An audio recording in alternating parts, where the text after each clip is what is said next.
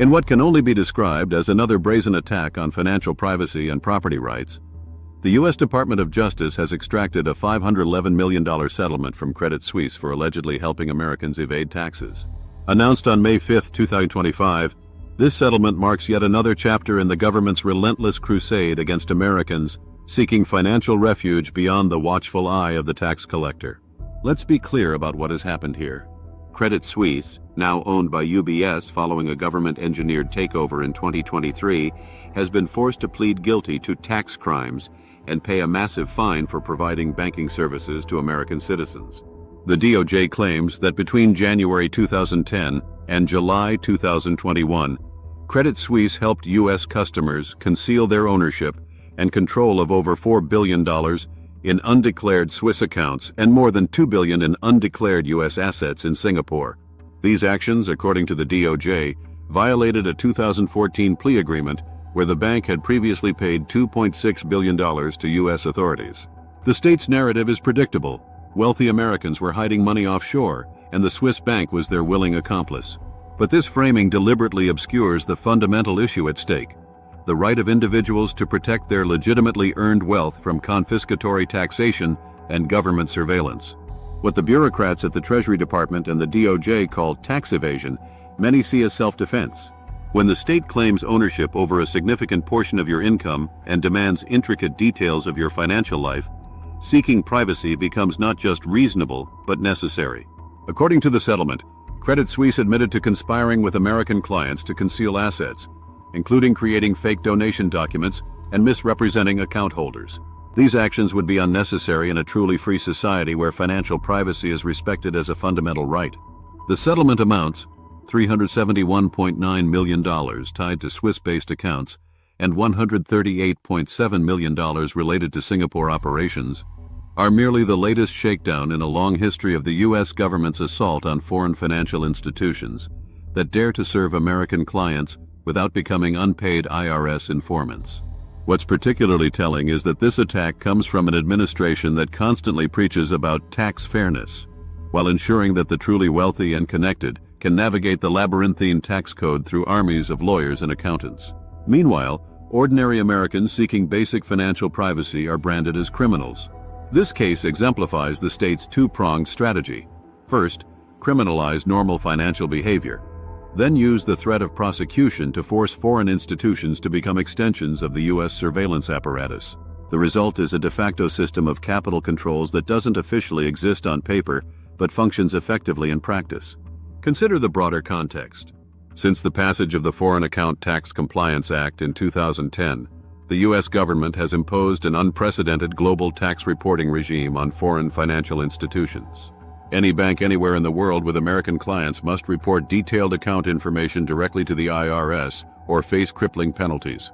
The compliance costs are so enormous and the potential penalties so severe that many foreign banks have simply chosen to refuse service to American citizens altogether. This is the soft capital control regime that now ensnares Americans. You are technically free to bank overseas, but good luck finding a foreign institution willing to accept you as a client. The Credit Suisse case reveals the iron fist inside this velvet glove. Even after paying billions in earlier settlements and promising to comply with U.S. demands, the bank found itself targeted again. The message to other financial institutions is clear.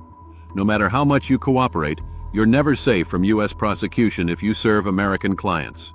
It's particularly galling that this case involves a bank that no longer exists as an independent entity. Credit Suisse was essentially forced into UBS's arms in 2023 after a crisis partly precipitated by regulatory pressures. Now, UBS, which had nothing to do with the alleged misconduct, must pay for the sins of its absorbed competitor. This is how the state operates, creating problems through regulation, then using those problems to justify more regulation and extraction. The victims here are not just wealthy Americans seeking financial privacy. The real victims are all Americans, who now face a de facto financial Berlin Wall. Unlike citizens of virtually every other country, Americans are taxed on their worldwide income regardless of where they live. Combined with FATCA reporting requirements and the threat of prosecution hanging over any foreign bank that serves them, Americans face what amounts to a financial prison. Foreign banks increasingly refuse to open accounts for American citizens or residents, not because of any inherent risk in serving Americans, but because of the regulatory burden imposed by the U.S. government. This is the definition of soft capital controls, making it practically impossible for Americans to move money abroad without explicitly prohibiting it. The state's defenders will claim this is all necessary to prevent tax evasion. But this argument presupposes that the government has a legitimate claim to whatever portion of your wealth it decides to take. It doesn't. Taxation is theft, dressed up in the language of social obligation and enforced at gunpoint. When individuals attempt to protect their property from this theft, they are exercising a natural right to self-defense, not committing a crime. The Credit Suisse settlement is not about tax justice, it's about control. The state cannot tolerate financial privacy because privacy limits power. Every dollar held beyond the government's immediate reach is a dollar that cannot be inflated away, confiscated, or monitored. Financial privacy is essential to personal liberty, which is precisely why the state is so determined to eliminate it. So what can be done? In the short term, Americans must understand that they live under an unacknowledged system of financial surveillance and soft capital controls. The freedom to move and hold assets internationally, a freedom taken for granted by citizens of most developed nations, has been severely curtailed for Americans through regulatory fiat rather than explicit legislation.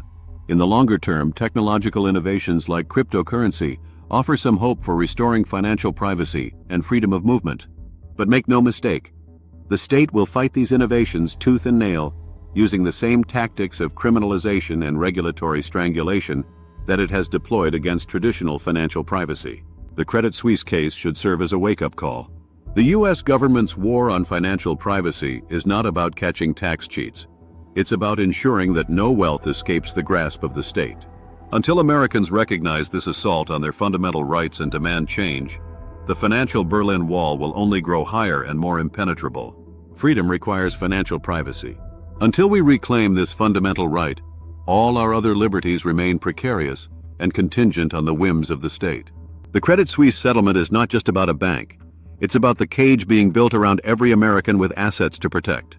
If you want to reduce your taxes to single digits, make your assets impossible for anyone to touch, and gain more freedom with second citizenships, get in touch with Liberty Mundo and book a consultation call. We will help you develop a complete blueprint to organize your life to safeguard your wealth and your freedom.